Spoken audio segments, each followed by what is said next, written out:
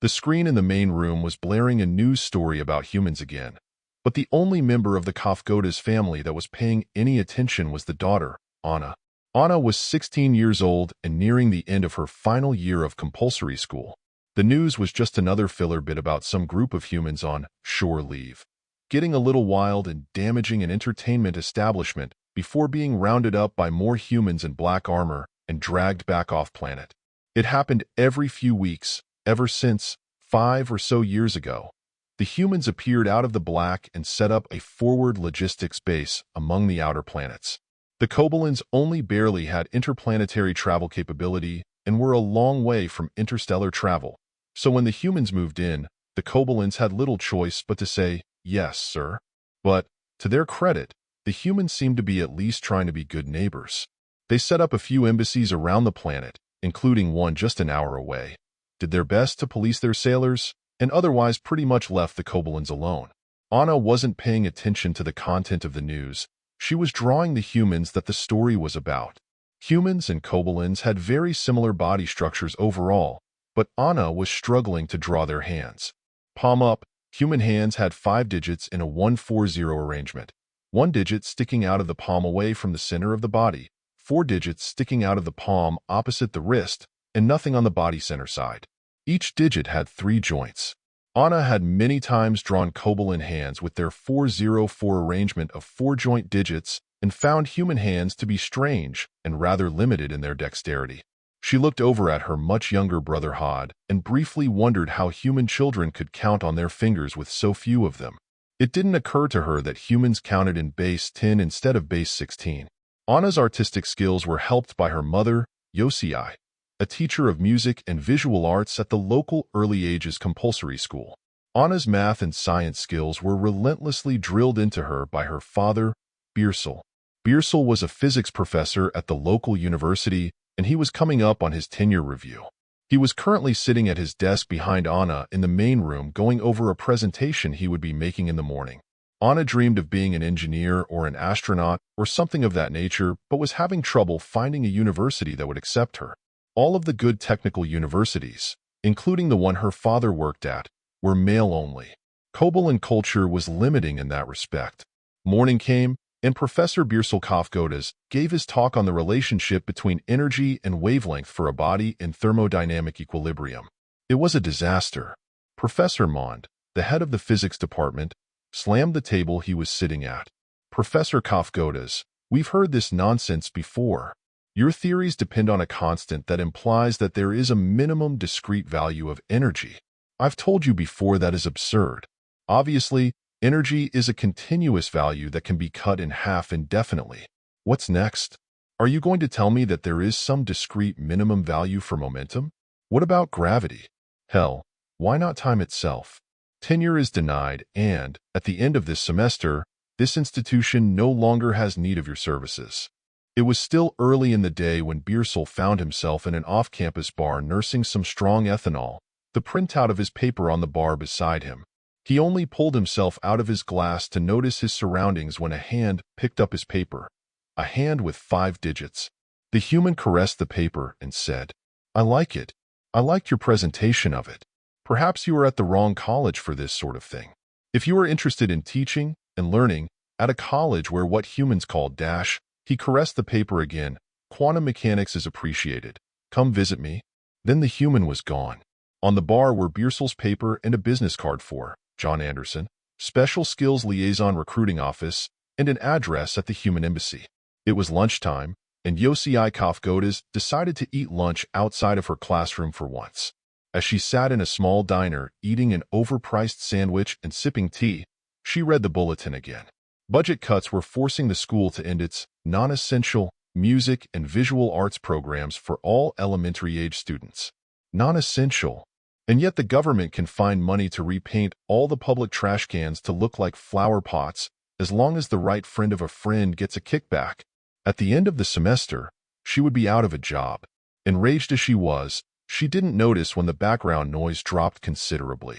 It wasn't until a shadow fell across her table that she looked up into the eyes of a human. "A layoff notice. A lot of that going around today," said the human. "Kobolin music is very different from human music. For example, where we have an 8-note scale, you have a 16-note scale. The principles of composition in your visual arts are similarly unusual. Have you considered taking a sabbatical to learn about human art and teach humans about Kobolin art? Think about it. Here's my card. As the human smiled and left, Yosei realized that everybody else in the diner was silently staring at her. She looked down at the card in her hand. John Anderson, Special Skills Liaison Recruiting Office. It was the afternoon recess and Cofgodas was sitting on a bench where the teaching assistants had placed him. With his paralyzed legs, recess was just boredom and humiliation. The teaching assistants could not comprehend, no matter how many times he told them, that he did not enjoy watching the biggest kids in the class playing pushball. Why would he want to watch two teams line up facing each other and then push into each other hoping to carry a ball 4 more body lengths in 4 plays or less? He didn't have functioning legs, and those same kids loved to call him a freak and push him in the hallways when they passed. It wasn't until both teams stopped moving, got quiet, and stared at him that Hod realized he was not alone. An adult human male had sat down next to him. "You know, Hod," the human said, "where I'm from, people without legs can still get around and do things. I hear you are at the top of your class in math and reading. That just makes the pushy kids push me more," said Hod. "It makes them mad that I'm better than them at something. There once was a human named Franklin Roosevelt that was paralyzed like you. He became the leader of the most powerful nation on my home world in a time of war. There was another man, named Stephen Hawking, who also could not use his legs. He became a physicist like your father. If we can't fix your legs, we can at least provide machines that make your legs less of a problem and an environment where you are respected and not pushed. Keep those thoughts in mind and be open-minded if your parents suggest a change of scenery, okay?" The human patted Hod's shoulder and got up. As he was walking away, he turned and said, "Oh, my name is John. Take care." The last period of the day featured a calculus test. Onna completed it with 20 minutes to spare, but the rules said she had to sit quietly until the end. She turned to the blank back page and started doodling. Finally, the end-of-period signal chirped and everybody passed their tests forward. When the test got to the front, that jerk Harkle snatched her test out of the stack and waved it around, showing everybody the doodles and making mocking comments about Onna wanting to be an astronaut. The mocking didn't stop even after they exited the classroom. Harkle and 3 of his friends grabbed Anna's heavily doodled-on notebook and, holding it up while running backward, called Onna all manner of unfeminine names. Suddenly a new hand clasped the notebook. All 4 boys turned around, went instantly quiet, and then spread apart from the owner of the new hand like they had just seen death himself. The human thumbed through the notebook looking at the drawings in amongst the class notes and then, closing the notebook as he did so, started walking toward Onna. "So, Miss Cofgodas, you like to draw spacecraft and sometimes humans." When he got close enough, he held Anna's notebook out to her and said, "Did you know that we have both males and females at all ranks of our space fleet, starting with our Space Fleet Academy? Do you have female Kobolins in your space fleet?" "Not yet. Someone has to be brave enough to be the first to apply." Onna stared at the human in disbelief. "How did you know my name?" "It's what I do," the human said. "I understand you're still thinking about where to go for your advanced education studies. Here's my card. Think it over." Onna stared at the back of the human until he passed out of sight. John Anderson, Special Skills Liaison Recruiting Office. Having missed the bus, Onna started the long walk home, lost in her thoughts. Dinner started out pretty quiet at the Cofgodas' home. Everybody had something to say, and nobody quite knew how to start. Finally, Yosei asked Biersal how his tenure presentation went. He said quietly, "They are dismissing me at the end of the semester." Yosei replied, "They are laying me off and shutting down my department at the end of the semester." The room was silent again until Yosei said, "Maybe we should try, somewhere else?" Biersal looked at her. "A man named Anderson offered me a job." Onna pulled a small card out of her pocket. "John Anderson?" Hod piped in, "John's nice. He said they could do something to help me move around on my own." Everybody looked at Hod, and then Yosei pulled out her small card and said, "John Anderson gets around." The next day, everybody skipped their scheduled appointments by claiming family emergency, and the Cofgodas family piled into their vehicle and headed for the human embassy.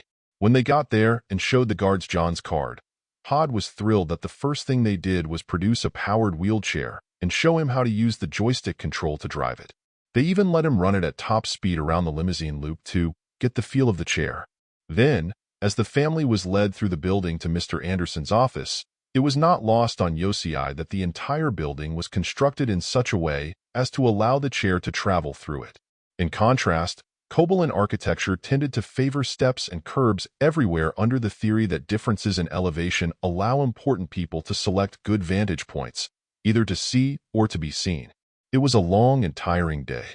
There were many details to be worked out and many forms to sign, but at the end of it, everything was finalized. At the end of the current school semester, the Cofgodas family was emigrating to Earth. Biersal finally asked the question that everybody but young Hod, was thinking, why? I have no doubt our family will benefit tremendously from this, but why are you humans footing the bill? What do you get out of this? Mr. Anderson sat back. We have found that if we just pop in on a new species and dump a bunch of technology on them, it crashes their economy. If we try to make social changes like equal civil rights for all independent of gender or caste, we get reactionary pushback and civil unrest. If we try to impose a unified planetary government, it's the same story. Any sudden change imposed from the outside will destabilize society. So now we take a different approach. Over time, we identify promising families and integrate them as a family into our societies and systems. As more and more Kobolins get used to living and working with humans and the other alien species that we have already integrated with, Kobolins as a whole will start developing a multi-species mindset. As more and more Kobolins learn our science and technology from the comforting perspective of it being our technology, they will start to get comfortable with it being their technology too. In a few years, your ideas on thermodynamics, for instance, will no longer be seen as radical. When human art and Kobolin art start borrowing from each other, that too helps build the multi-species mindset. When Asa returns as the captain of her own starship, Kobolin attitudes about their women will slowly change. And when Kobolins see Hod being self-sufficient in his wheelchair, attitudes about Kobolins with disabilities will change. In short, rather than uplifting your people from the outside, we help you uplift your people from the inside. One family at a time until, very soon, Kobolins, humans, and all the other species we have contacted are joined together in one big multi-species family. As you know, the facilities we have built in your outer system are a forward logistics base supporting our fleets. You may not have thought about exactly what that means. We are part of a coalition of species that is in a large and protracted war with another coalition of species. That other coalition has a very different philosophy about social organization.